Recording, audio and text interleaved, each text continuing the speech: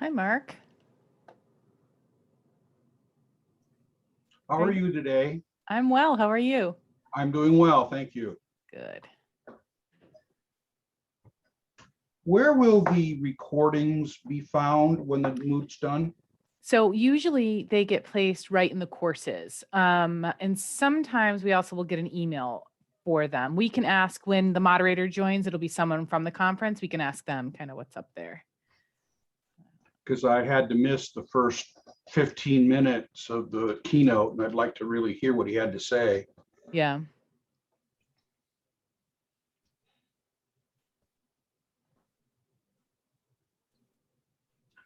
Now, did you hear his keynote? I did. Yeah. I've heard it I before. kind of got the impression at the end they were going to start downplaying moots in favor of the new online stuff they've got going. That's my understanding. That is what Martin presented at a recent Moodle Users Association town hall meeting, was that they were going to use their new academy as the place, and they were not going to be hosting moots and doing the moots like they've done in the past. They may officially, they may have smaller local moots that sign contracts with them to be like what's called an official sanctioned moot, an HQ sanctioned moot.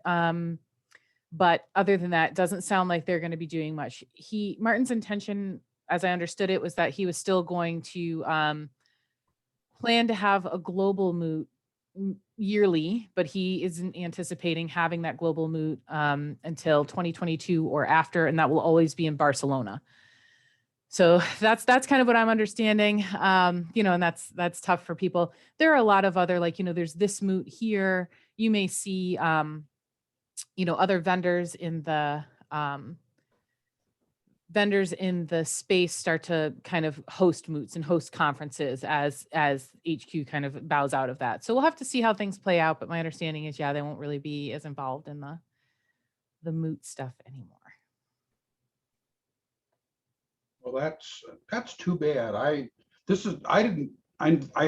understand this one's been going on for a number of years. It is. Every time I looked for moots, they were always like in, Germany or South America, and I never saw Montana. No, it's a tiny little moot that's hard to find out about. So this one's been going on for a while. This one presumably will continue to go on. This has always been an independent moot. In the US, moots were in places like there was one in Denver, Minneapolis, Miami, LA. The last one the last big US moot was in Philadelphia. But they were almost always in the fall, like right around September, October. And that was a tough time for anybody who's in higher ed or K-12 to really get to a conference. It's hard to leave the beginning of the school year to go to a conference. So this one is always nice because it's in the summer and it's a little bit easier, I think, for people to get here, to take the time anyway. Yes, I've never been to Montana, so I was kind of hoping this one would be in person when I first heard about it. Yeah, so hopefully next year we'll be back to being in person. It is beautiful. Carroll College is absolutely, the campus itself is beautiful. Montana is everything you could ever dream of, from the images that you see, pictures you see, movies you see. It is that times 1,000. It's really beautiful. I love to go. I was going to say I understand Montana because I watch Longmire, but that's filmed in New Mexico. Yeah. It's called Big Sky Country, and it is not an exaggeration. When you step off that plane, it's just unreal how big the sky seems. It's just this expanse of blue. It's amazing. I think everybody should go out to Montana at least once in their lifetime. So let me see. I'm trying to see if I have polling in here. I don't think I do.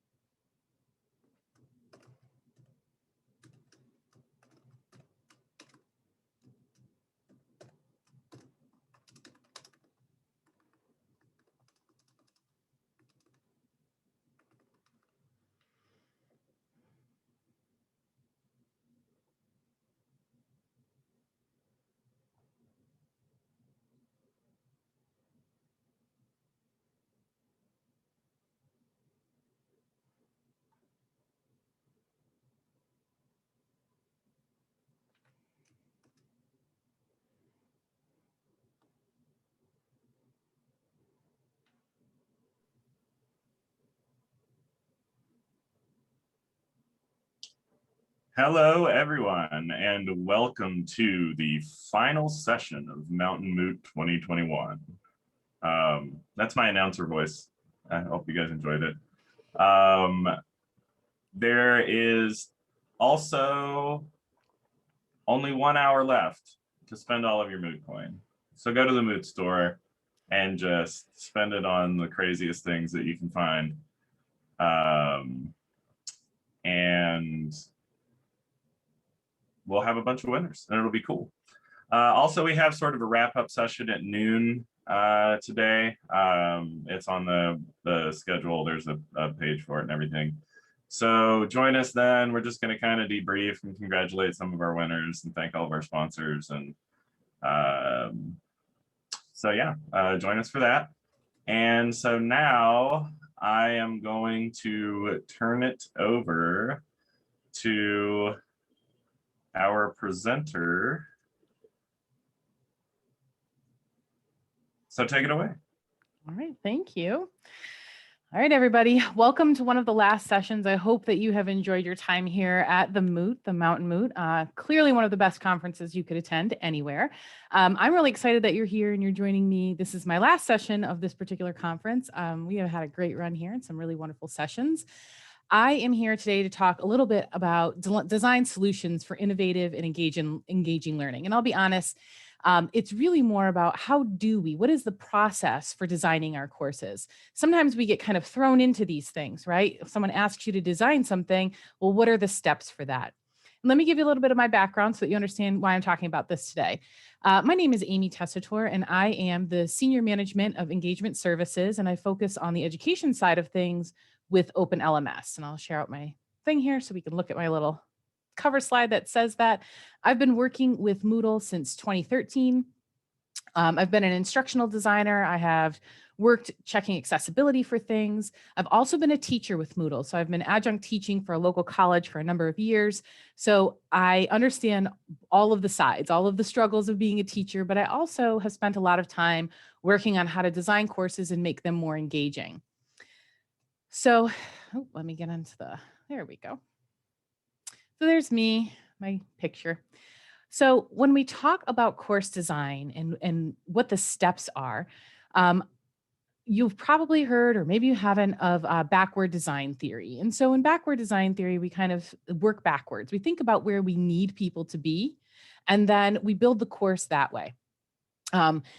So backward design theory is the name of it. I'll put some links in our actual Moodle course on the Mountain Moot site in case you want to come back and read more about it.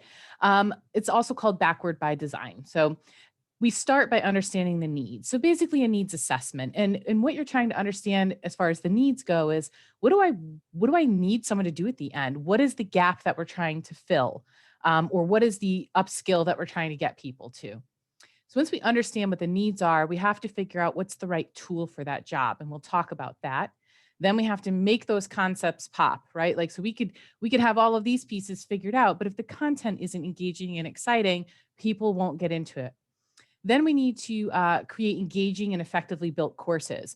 And we'll look at some courses that we have, and we'll talk about some things that happen in courses sometimes when we're trying to make them engaging and we just go too far and it becomes a hindrance. And then we'll talk about adding the final ingredients. What are those final touches that help us to create this really engaging learning environment for our learners? So I mentioned the first step is understanding the needs. So we start with, what is that end goal? What is it that we want people to know, to understand? Are you teaching hard or soft skills? This is important when you're talking about your needs assessment, because it's going to dictate some of how you present the content, but also how you assess your learners, and you get that, you find out if they have gained competency in those skills. And then this says, how do your learners learn best? So I'm going to stop right here and tell you a little secret about this. I took this presentation over because this is a place that I'm really passionate about. I am not someone who believes in learning styles. So when I talk about how do your learners learn best, what you're talking about really, in my perspective, is, do you understand what differentiation is and how are you going to make that happen? So there are people who believe in learning styles, like you might have heard it, many of you. I'm an auditory learner, I'm a visual learner, I'm a kinesthetic learner. But if you really evaluate your learning across your lifespan, you have probably never learned everything as an auditory learner. You have never probably learned everything from hands-on. So what our needs are actually fluid. So the way that we're going to learn best is fluid, and it can be based on any number of things, and it can change from day to day. So if we think in terms of that fluidity of needs, then we start to build something that's differentiated, meaning we're presenting what our learners need to understand in a variety of different ways. And we're also assessing them we're giving them the opportunity to show us what they know in a variety of ways. This way, regardless of what the content is and the learner's specific need is related to that content or that day or that assessment, we're able to help them take some autonomy and ownership and self-efficacy in their learning, and also give them the opportunity to show us what they know.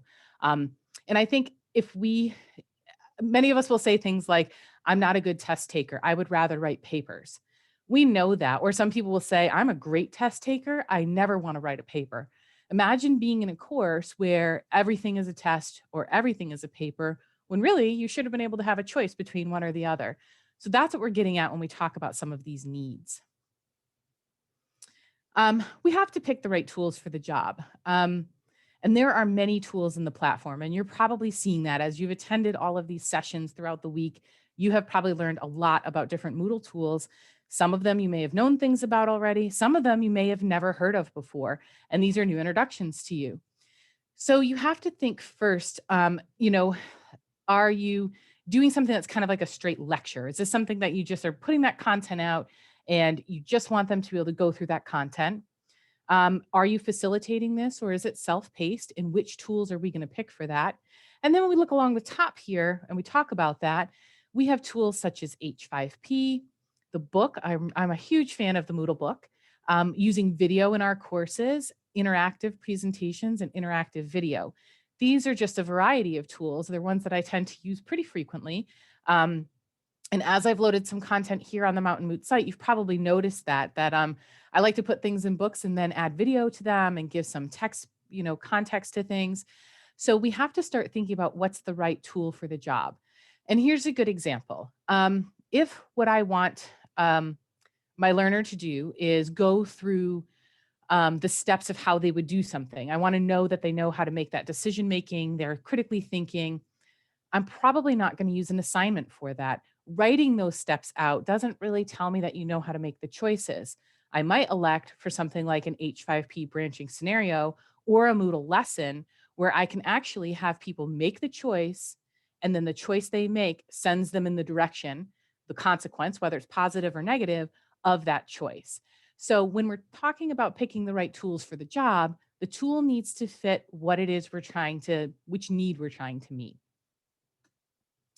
So you need to make your ideas pop. I did not put anything on this slide intentionally because we'll look at a course and I'll show you some of the ways that I do that. But basically, nobody wants to go into a course that's a document repository, right? That's not our goal here. Everyone here wants to do more. So when we think about this, we could have really great ideas, but if we don't put them out there in a way that people are attracted to them, no one will ever know about our great ideas. So we can be creative. We can make them pop. We can also not overdo it. And what that means is I might have this fantastic idea. I don't need to spend an hour talking about my fantastic idea when I can get to the main points in 10 minutes with a specific activity. So making your ideas pop is also about trying to consolidate what you have and pick out the most important pieces. If we do that well, we can set up a situation where our learners then start to want more. We can give them some additional optional resources, or maybe they just start to crave that knowledge and they start to take on some of the ownership of their own learning. So how do we create that engaging and effectively built course? So now we have ideas, right? We've done our needs assessment. We've figured out these are the tools we want to use. This is how we're going to assess people. These are our ideas that we want to pop.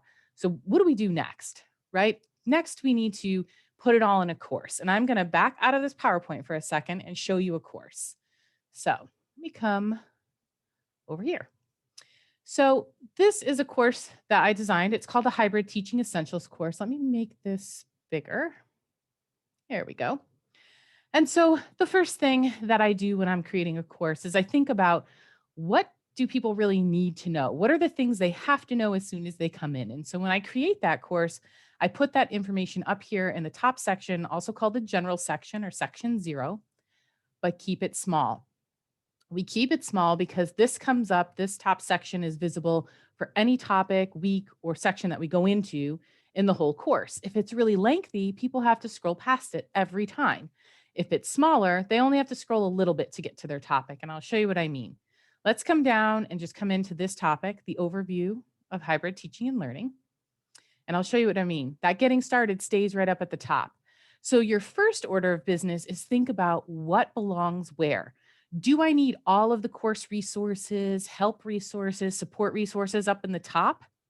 Or could I say, make sure you check out the course resources, and that's a link that takes them to a topic at the bottom of the course.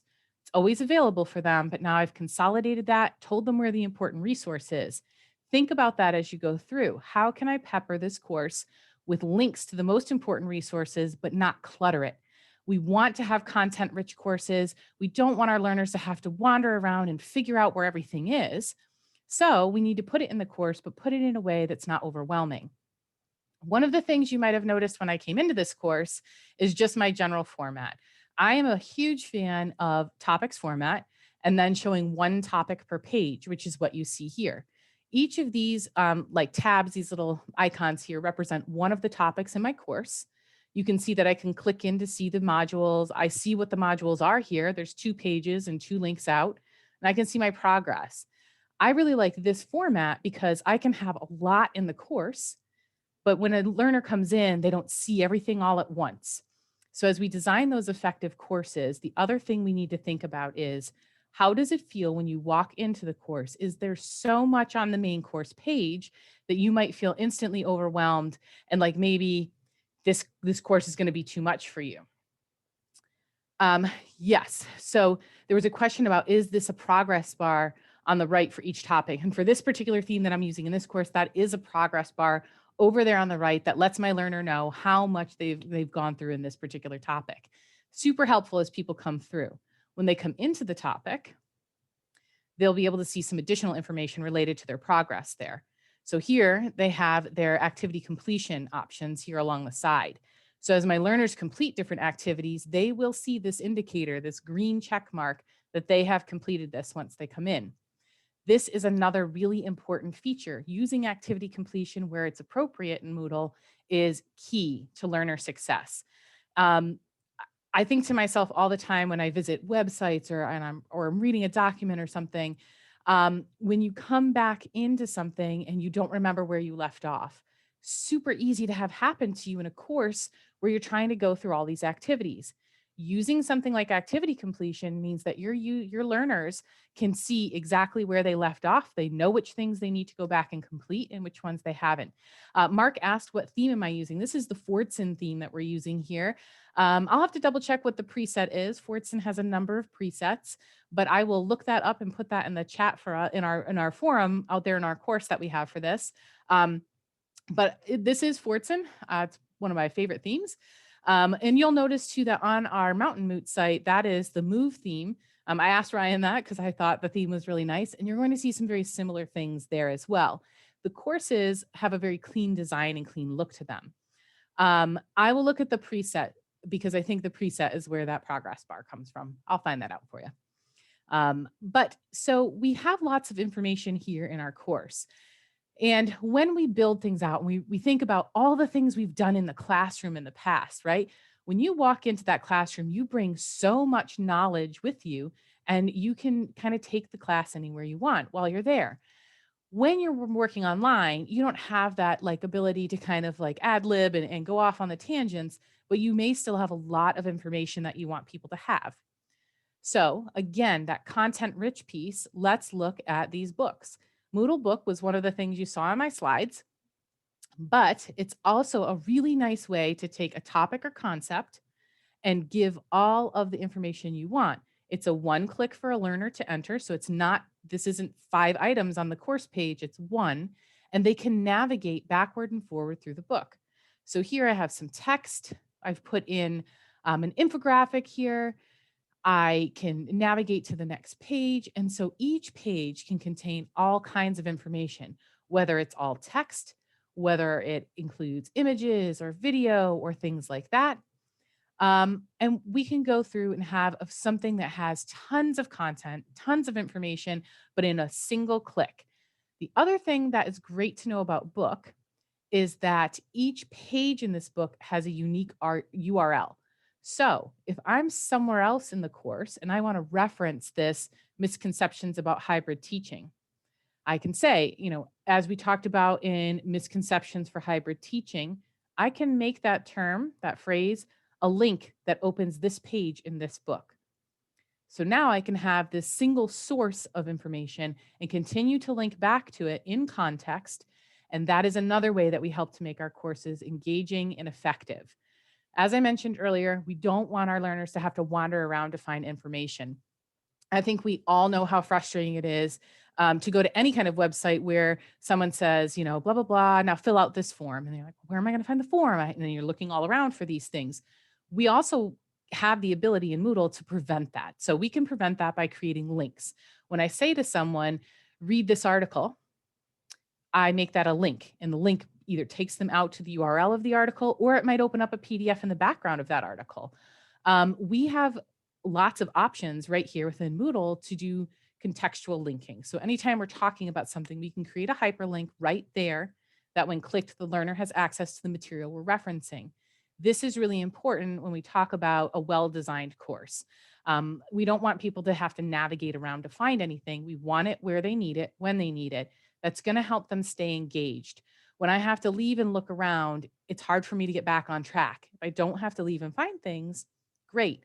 But it also lets me put lots of content into my course, lots of resources and support without it looking really bulky. Other things that I like to do in courses as I'm designing them is to mix it up a little bit, but don't go overboard. So we talked a little bit about differentiation a few minutes ago, and that means putting information out there in different ways. Moodle is just by design great for this. There are so many different activities and resources. And I'm sure, we'll turn editing on and just take a peek at that activity chooser so you can see what I mean. When I click this, there are a lot of different things that I can use. And some sites have more or less, kind of depends on the plugins that you have installed on your site. But just because I have all of these things doesn't mean I need to use all of them. Pick a couple and use them. You may find that there are some that resonate more with your learners. You kind of gather some of this information and this knowledge as you go along. But if you use all of the different activity types, that's a little tough for people. They're trying to learn that activity type each time they come in. But mix it up. You don't have to put all documents in here. It doesn't need to be all PDFs or Word documents or PowerPoints. You can use things such as the page, the book. We can ask questions in a forum, and we can attach items in a forum as well so that our learners are able to gather, that information rather than me dropping that PDF on the main page. Some other things that you might like to do are to use things like H5P.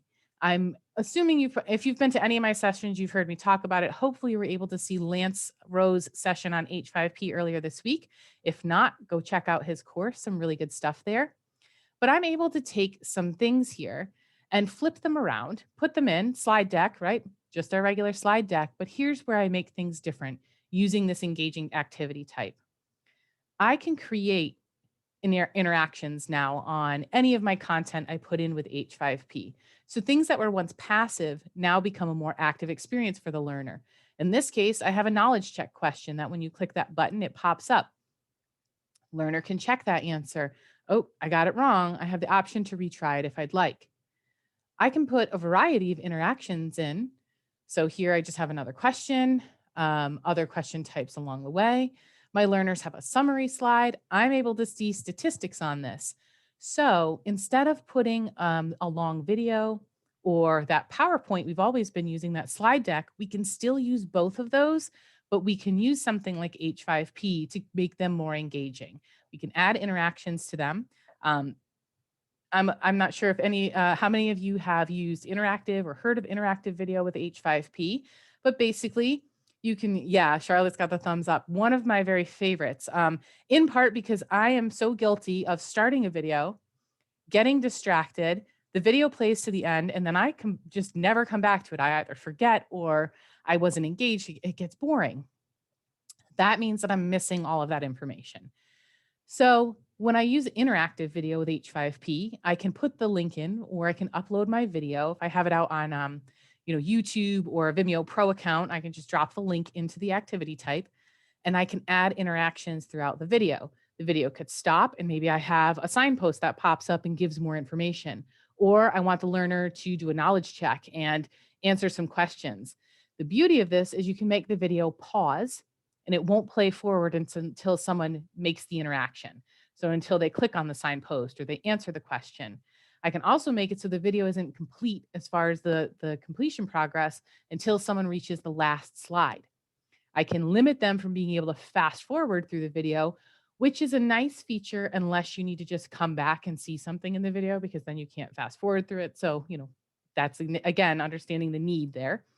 But now I can take all of these things I've traditionally used, put them in my course, and make it an easy to navigate and easy to use activity type that people can use. So Matt asks, is H5P a plugin for Moodle?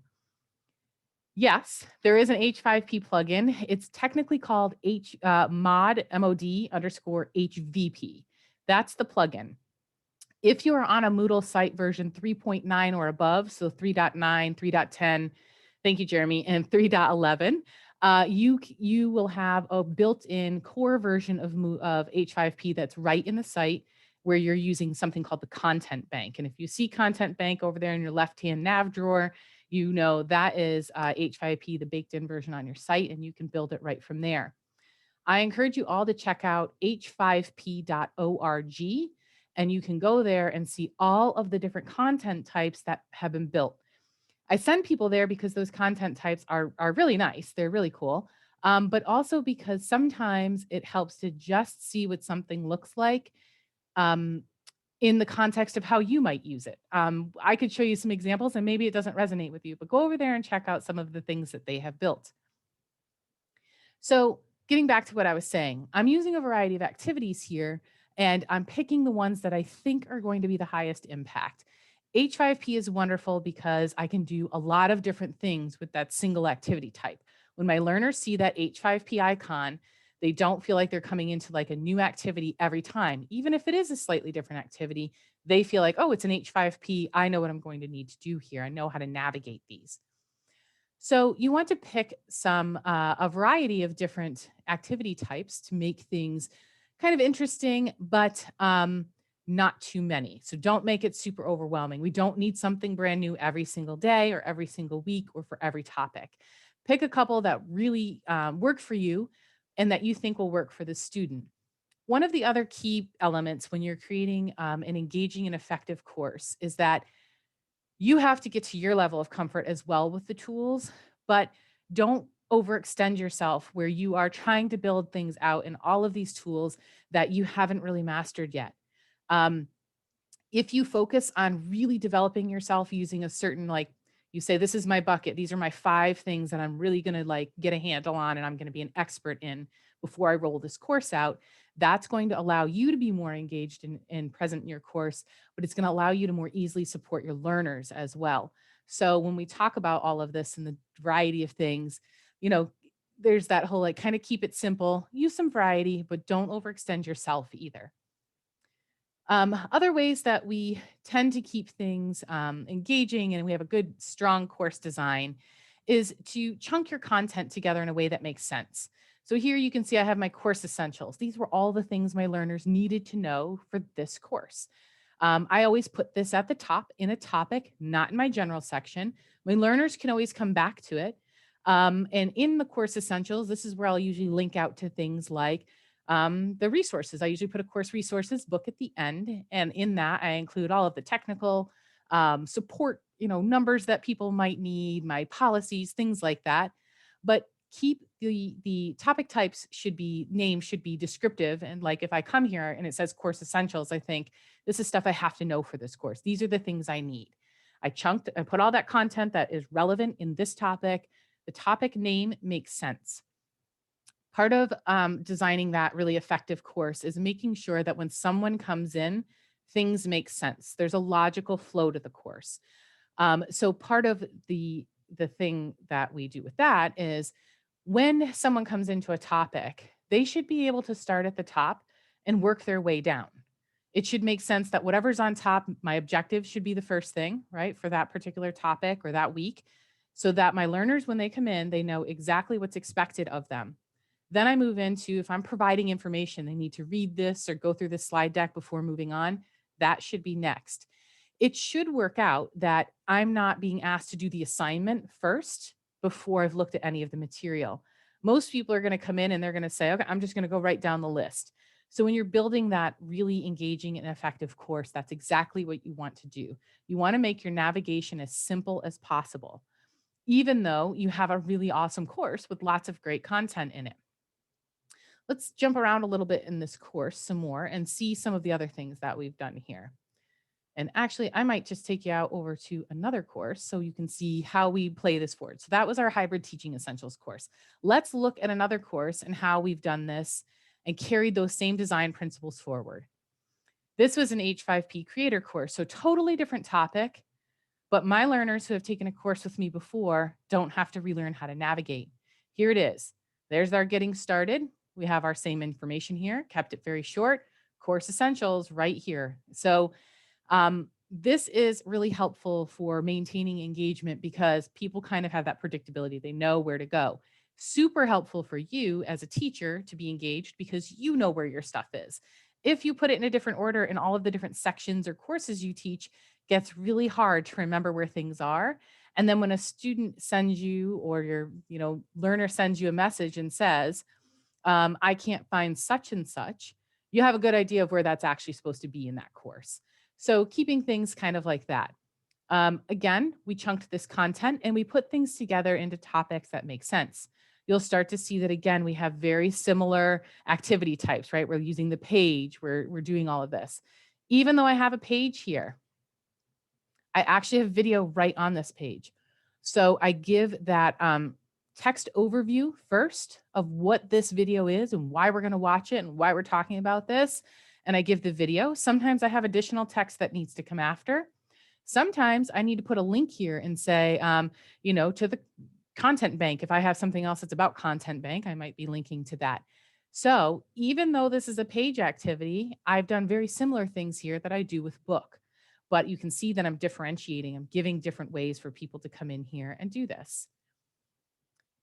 If I go on to lessons and lectures, now what I'm starting to do is provide people, I've broken this down because we talked about two things here, and I'm using labels so that people understand what's expected of them when they're going through this.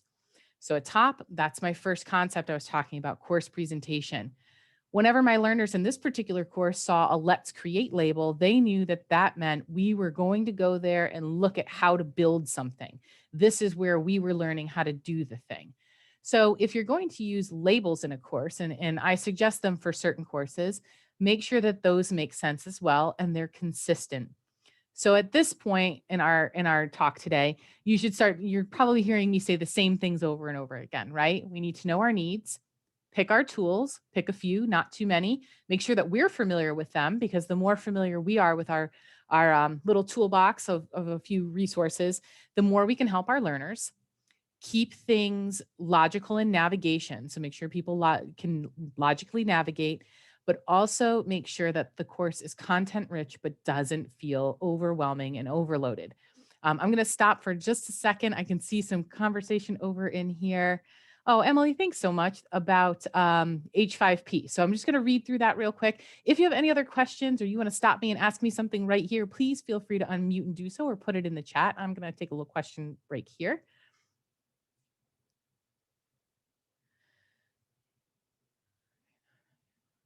So the chat going on right now is about, we mentioned that there were the two ways to have H5P, a plugin or the core version.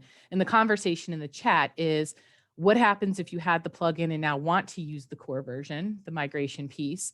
Or what happens if you have both on your site? both Jeremy and Mike agree you should not have both on your site. You have to pick one or the other. So if you are really interested and you have kind of the admin back to things, definitely keep your eye on the chat there, because there's a lot of little admin pieces going on right there. All right. Anything I can answer for people right now? No. All right. Let's see. So Robin said, I found the plugin worked a lot better than the core, but interested that 3.11 has improved core. Yeah, so as you make those choices, if you are the person who gets to make the choice between core H5P or plugin H5P, there are lots of little things to consider. And a lot of that, again, comes back to your need. All right, I'm going to continue on and we'll kind of look a little bit more here at some of our course design. So this course, obviously H5P course, so we really limited the different resources that we used here. We used the book resource and lots of H5P. We even used H5P to show how to use H5P, which was a pretty cool thing that my colleague Michael designed. But basically, we kept it very simple. Once again, forums, just a few tools here. We do pick different tools for different courses, things that kind of make sense for people as they go. But that's what you have. Another way that you can help to improve your course design is to be getting some formative feedback for you. So we might have built something and we've gone 2-3 weeks in this course and we think we have just built the most amazing thing. Our learners are going to love it. And it starts to feel like people aren't super engaged in our course. And we need to figure out why. We're early in the course, but we're far enough that we can't let that keep going. Using something like the feedback activity in Moodle allows you to build short, pretty small feedback at things where you can find out, do a little bit of a temperature check and figure out, is what I'm doing working well for my learners? One piece that that we all have to be mindful of when we're trying to be engaging and trying to engage our learners is that we also need to make sure that we're meeting their need, that we're finding out how they're receiving what we're putting out there. If we don't know, we could go through a whole 16-week course and have just totally tanked this course. So be flexible. Engagement really does mean being flexible and being present. Part of being present is taking some of that, what can feel difficult feedback from our learners to find out, how do they feel about these things? So when we talk about the Moodle platform, you have a couple ways to do that. Feedback is one, questionnaire is another. There's also the choice activity. So the choice activity, people can make a selection for one prompt. So I can put one question up there and they can make a selection. Feedback, I can actually collect more information. So I have more question types there. But I encourage you to build out some stop outs for feedback for you to gather information so that you can always adjust things as you need to improve that engagement. Many of us teach more than one type of course. So even if I'm an English teacher, I may be teaching, a course that's all about grammar, and maybe I'm teaching one about literature, and maybe I'm teaching one about, composition. How we design one may not work for all of the others. So we have to keep that in mind as well. So you want to, build that toolbox out. You have a bunch of tools and start to think about how those tools fit for the different things you do. So these are some examples of how we've built out a course. I know that Emily just mentioned that she really liked this particular course that we offered. And I think one of the things, the feedback that we had gotten on this course was that even though it doesn't look like there's a lot happening here, there's actually so much content in this course that we ended up expanding it. So you can end up with more than you bargained for. But using these different activities that help you to consolidate that information is super helpful. The other thing that I'll mention is something called the stealth activity. So when you are creating an activity, let's do one over here on our site, our Moodle site. When we create an activity, let's just grab one. We have an opportunity to set the visibility to show, hide, or do something called make available but not seen on the course page. So when we do that, remember I mentioned linking to things in context? We can load tons of stuff into the course, make it available but not shown on the course page. And what that does is you'll see it. Your students will never see that it exists there, but you can direct link to it anytime you want. And when they click that link, it actually opens that resource.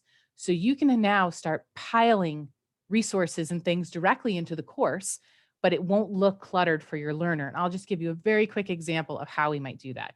We'll do our little example thing here. I'm not going to fill in all the assignment pieces, but let's come down here to Common Module Settings, and we'll click to open that. And you see here for availability. Click this and come to Make Available but not shown on the course page. A side note here, if you're on your own site and you don't see this as an option for you, and Jeremy may know better, I can't remember when this was rolled out. It's been a couple Moodle versions this is available. But if you don't see it on your site, contact your admin. They'll have to enable it at the site level.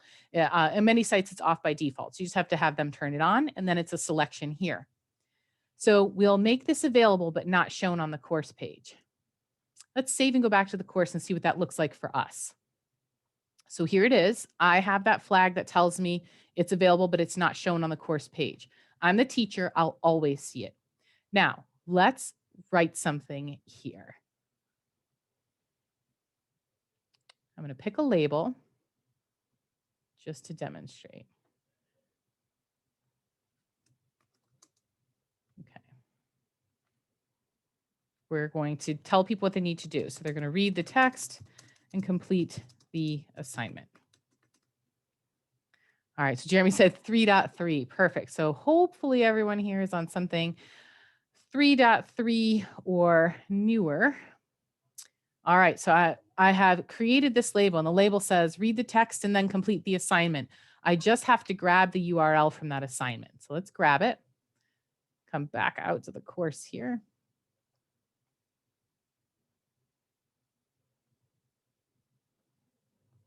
All right, I'm going to make this word assignment a link. I'm going to open it in another window. Okay.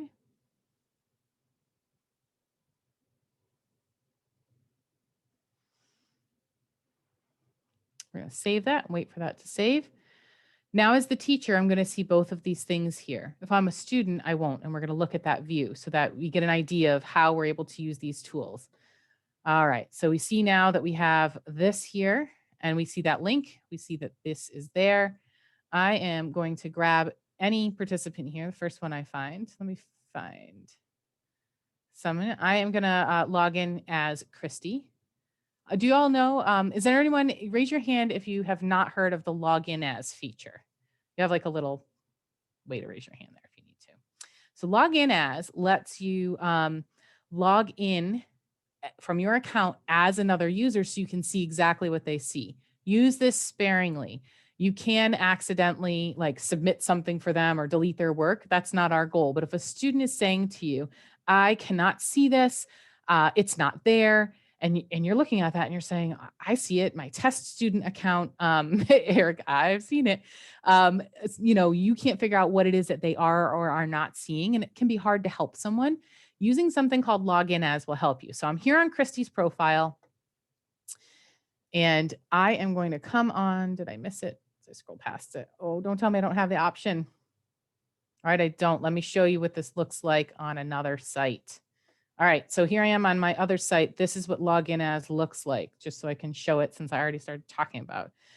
Yeah, you need to be an admin unless you adjust permissions. So sometimes teachers have this permission. So I'm going to log in here as Ashley, and under administration, I have that option there. Admins always have this. Teachers will have it if you have the permission. But now up at the top, you'll see that I am me logged in as Ashley, and I am able to view things as she views them. For the purpose of this example, though, we're going to do something a little different to help us out here. Here we are. We are going to come all the way up here in the right-hand corner where my profile picture is. And I'm going to click the drop down, and I am going to switch role to. This is right at the bottom. You all should have this on your site as well. Robin said they use this as well. So I am going to say that I want to see this course as a student now. So here I am, topic 1.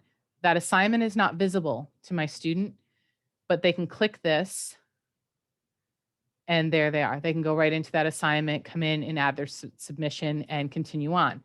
This is one example.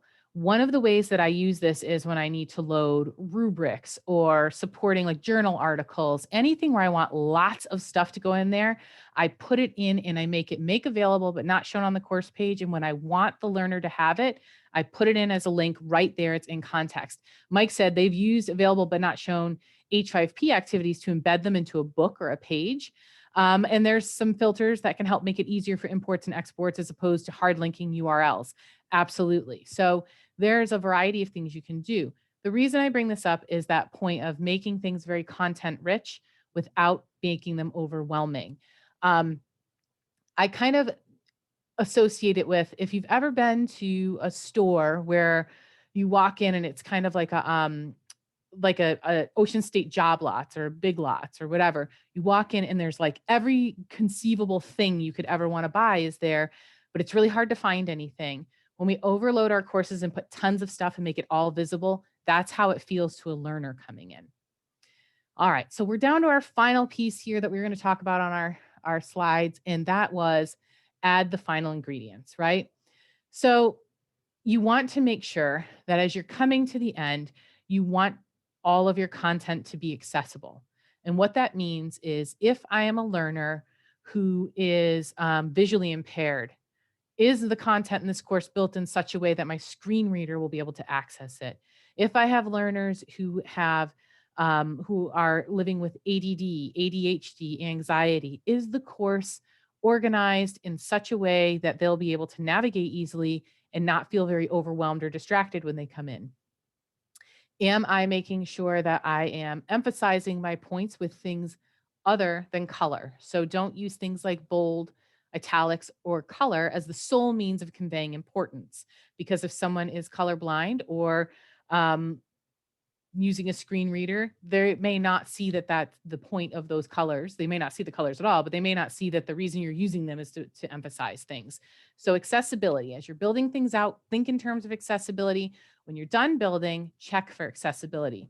And there are lots of ways to check for accessibility. Moodle has some built-in tools. And if you were at the keynote today, you heard Martin talk about the Brickfield Education Labs products are being they are fully integrated in versions of Moodle going forward. And you also heard the mention of Ally, which is another accessibility tool. So there are a variety of things out there, both free things and free resources on the web and within Moodle, and then also some paid resources. The other thing to think about as you come to the close of the design phase is, do your learners have the knowledge and tools to properly engage with this content? Do they know how to submit an assignment? Do they know how to navigate the course? Do they even know how to find your course? Do they have the appropriate technology if you're having them do other things outside the platform? Make sure that people, that your learners have the knowledge and tools. If you're worried that they don't have the knowledge or tools to start off, many of us at this conference have mentioned serving learners who are not tech savvy. Think about creating some little video tutorials that you have in, that course resources area, or you put them, in the assignment area. If someone's going to submit an assignment for the first time, in the description, put in a little video they can watch so they know how to submit an assignment. And then that feedback piece. Have you gotten feedback? Have you gotten feedback from colleagues as they looked at your course? Or are you getting feedback from your learners as you go along so that you can continue to improve the course, to continue to ramp up that engagement and find the right tools for what you're doing? Always look for ways that you can improve. And also remember that even when you've made a great course and you finally got to the point where you feel like it's just right and you're getting great feedback, needs will change, situations will change, technology will change. You will always be a work in progress with your courses. So that is what I have for you today. We've wrapped up a couple minutes early, which is miraculous. If you know me, I never finished anything early, but here we are. So we have lots of time for question and answer today. Feel free to unmute, put something in the chat, and we can sit here and we can kind of talk about a variety of things. So if you have any questions or anything you'd like to say, please go right ahead. I'm going to pop in real quick and just thank Amy for not just this presentation, but all the presentations that she's done, stepping in for some folks that got sick. I think Amy and I might have presented the same amount of presentations this MOOT, which is impressive. I'm going to actually assign you host, Amy, so you can just run this. And I'm going to go open up the grand finale video conference. So again, thanks a lot. And I will see you guys in a little bit. All right. Thanks, Ryan. All right. So Matt said, how did I grab the link for the hidden activity? So this is what I do, Matt. I'm in a course and I right click on the tab at the top and I always duplicate it. So I have two windows of the same course open, and wherever my, hidden thing is, whatever my activity is I want to link to. And this is true whether it's a hidden activity like that stealth activity or anything. I just, in one tab, I keep it open. I click on that resource and then I just grab the URL. This is a terrible example. Let me grab the book instead. All right, let me grab the book here that comes into webinar recordings. Right here, I'm on page week 1. If I grab this URL at the top, I can come back over to the other tab where I'm actually working in hyperlinking, and then just highlight what I want to be a hyperlink. And in the Addo toolbar, you're going to see that linking feature. Click it and you can pop the URL in. All right, let's see. How do the links function for duplicated courses? So Robin, that's always a complicated one, right? Like, so yeah, because when you duplicate those courses, the URL changes, right? It's a totally different course. You do have to redo the links. I have seen people create one, they do kind of like a meta course where they have like all the information in the background and they're pulling stuff out of there. I actually think it makes it super complicated because you have to manage all those enrollments when you're done. But there are, and is Jeremy still on the call? Because I'm going to say something and he's going to be like, that's wrong. I just feel like I feel it coming. There, I think, are some configurable reports that you can create to find out what URLs or what links are in the course, so that then you know where they are, so you know which ones to fix. And then that makes that, updating things a little bit easier. But I mean, those links is always a problem. And we use some external tools for course duplication things as well. So that adds another level of complexity, because we'll strip certain things out when we're doing rollovers and all sorts of stuff. We have to be careful on some of those. It is. And I know this is what academics will complain. They'll have created all these books with all these linked videos and everything. And then they roll it over and they go, oh, it's not working. Why isn't it all working? Yes. Oh, you have to recreate it. Are you kidding me? I've spent weeks doing this. You go, well, that's what you got to do. And they're, this thing, I hate it. Yep. Yeah. So I was thinking if we could do relative links, if they're available, or if there's a way to enable that sort of stuff, that would be really good. I would love relative links. I do say this though. When I create a book that has video, I link to YouTube, because no matter how many times I replicate the course, that link itself still pulls from the right place. And then if I'm doing lots of linking, and I tend to do a lot of linking, I'll link to actually just the book itself and not to the individual pages in the book, because then I only have to go back and grab that one book link, and anywhere I used anything in that book, I can actually just pop the link in if I have to. Let's see, Jeremy said relative links work in some places, but not others. So he always holds that for advanced, which is, just the beauty. Some things, sometimes it works and sometimes it doesn't. Yeah. It is the biggest drawback to trying to link within the platform. However, using H5P if you're using content bank version, so Moodle 3.9 and beyond, when you build something in the content bank, when you go out to the course and from the activity chooser, you pick it and go to add it, at the very top, you have two choices. And one says make a copy and the other says create a link. If you choose create a link, it's linking to the content bank every time. So when you replicate that course, that's always going back to the original version in the content bank. So if you have to update something and you do it in the content bank, that update gets pushed out to everywhere you've linked that particular H5P. I would love to see the ability to do that for things like assignment or something like that. It's like to have, I think ideally that would be like the thing we would love to have, like a centralized content bank where we create the stuff and push it out to the courses. Yeah, exactly. Yeah, that's my dream. Yeah.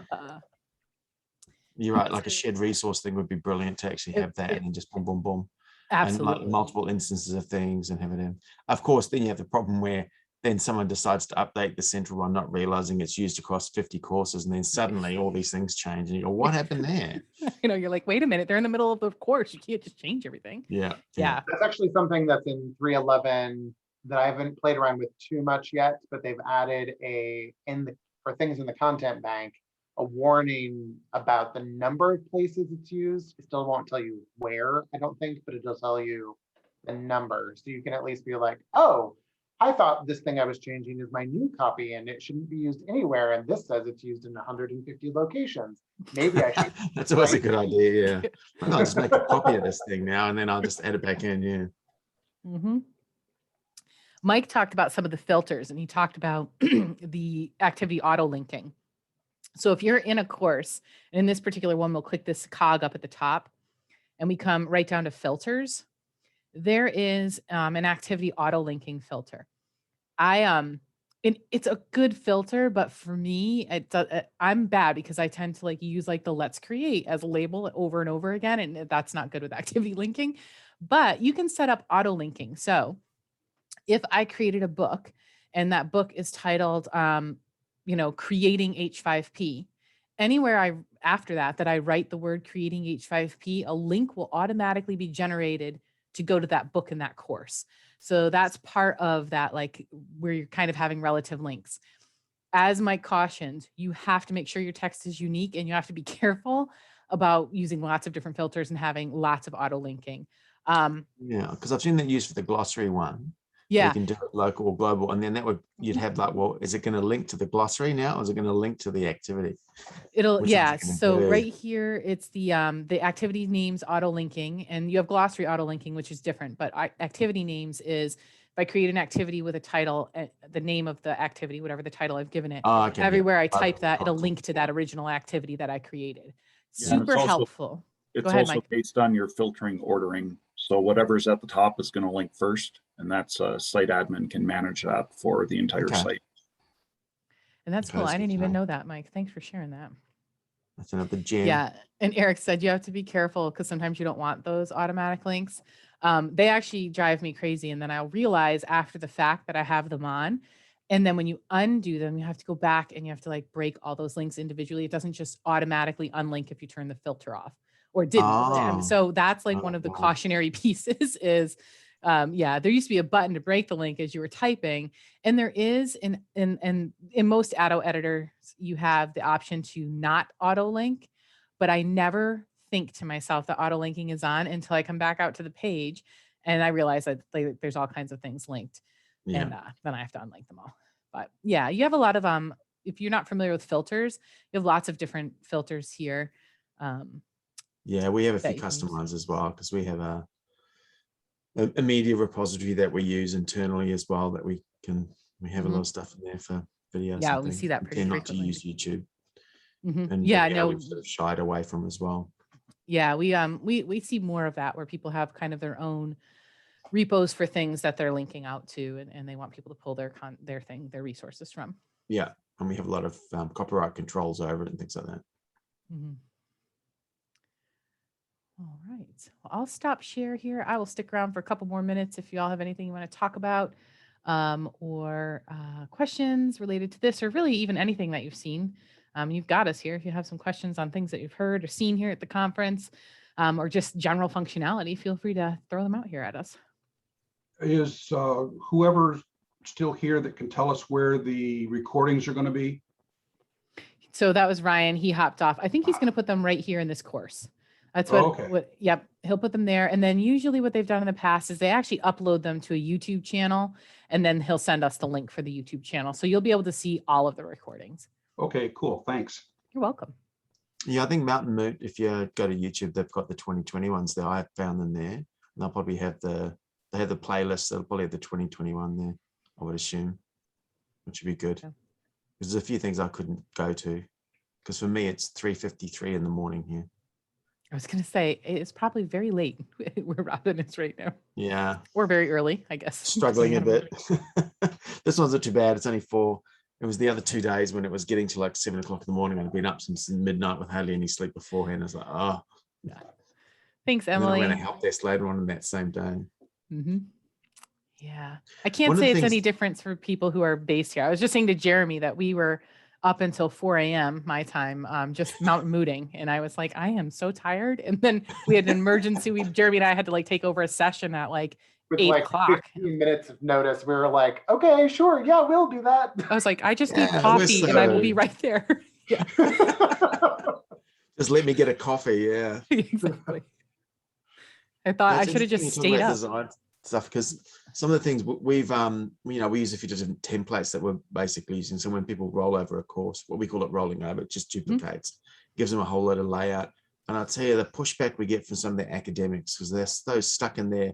Well, this is how I want to lay it down. And you say, yeah, but then it's consistent for the students. They all know where to go for the same stuff and everything. Right? Versus now they've got to look around to try and find all these things, and it's just really, really bad. It's just poor design sometimes. You go to some courses and you're just like, oh my God, this is just such a mess. And others are really good, but you just try and tell them and they just don't want to hear sometimes. And it's too hard to move things. And oh my God, this is your job, So now academics are doing the same thing online that they've been doing for centuries in the classroom live. Right, exactly. Making a mess everywhere Not they knowing go. how to teach.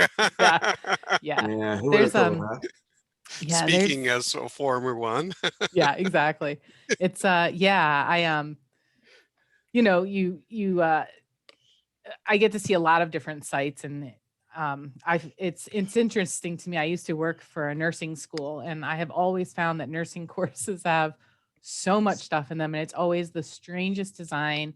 The descriptions for everything are always shown on the course page, and you try to help people understand that no one's looking at their stuff because you can't actually find any of the stuff. But I was lucky where I was. The faculty was pretty small and they were pretty receptive to making these changes and things like that. But I have happened on a couple sites over the years, and it's breathtaking sometimes to go into them and be like, who did this? Why? What happened here? Why would you do that? Yeah, when you get out of one institution and you start seeing the vast numbers of sites out there that are just, I've been doing this for, whatever it is now, 10 years. And some of the things I've seen, I wish I could unsee them. Forever etched in your brain. Exactly. But I'll die with memories of, yes, I can see. And it's such a shame when you think what it could have been.